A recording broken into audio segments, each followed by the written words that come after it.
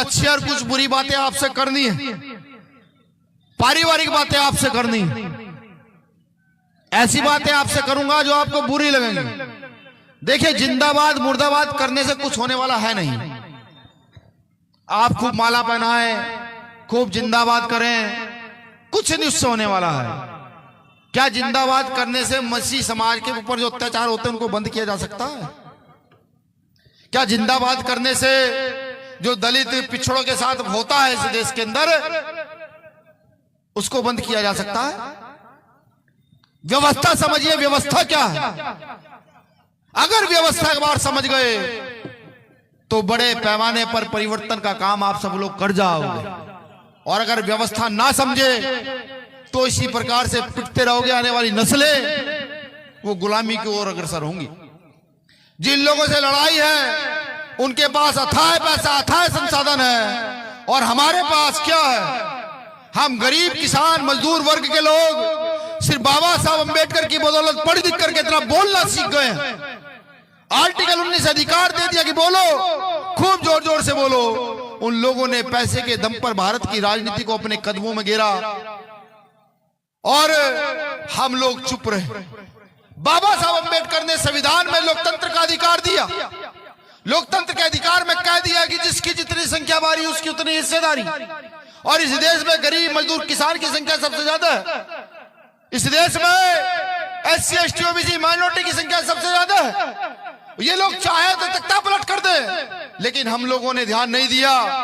बाबा साहब के द्वारा दिए गए अधिकार को पा करके हम लोग टीवी और बीवी में खुश हो गए। जब हम टीवी और बीवी में खुश हुए तो मनुवादी व्यवस्था के लोगों ने इस देश को अपने कब्जे में किया। और इस देश को अपने कब्जे में करने के बाद बाबा साहब का अपमान करना शुरू किया, बाबा साहब अम्बेडकर को गाली देनी शुरू की। अभी अमित शाह ने बयान दिया, उससे पहले बीजेपी का एक मंत्री हेगड़े, उसने कहा संविधान बदल देंगे।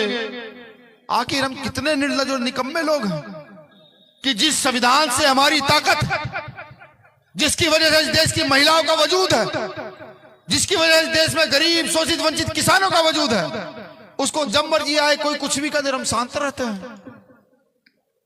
क्या पुतले जलाना समाधान है? जिन लोगों से लड़ाई है उनसे कहो माफी मांगो, मांग लेंगे। उनके पुरखों ने माफिया मांगी है। अंग्रेजों के सामने घुटने टेक के कह दिया हमें माफ कर दो। ना यानी कितने क्रांतिकारियों को फांसी चढ़ा दिया। नहीं, ये समाधान नहीं है।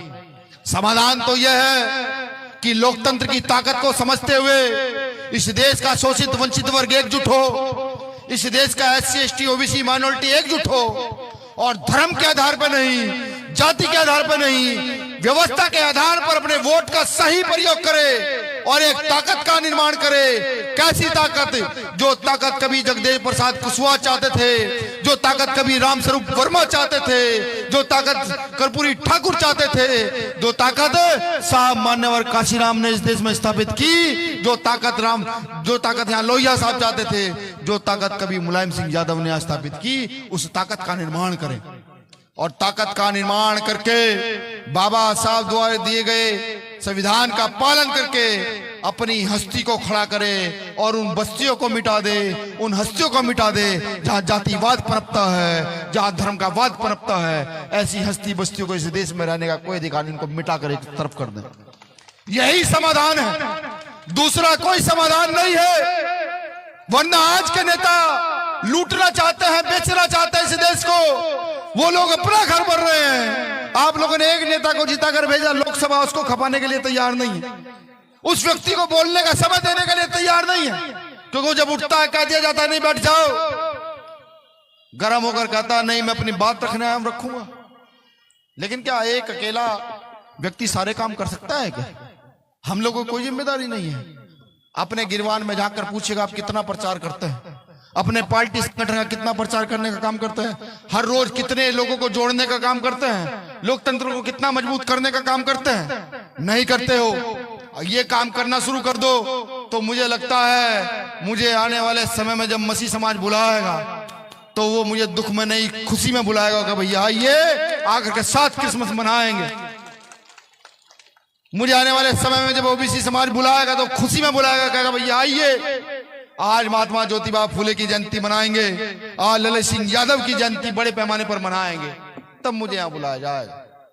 अपने अधिकारों को पहचानो, अपनी ताकत को जानो। इस देश में पैसे वाला ताकतवर नहीं,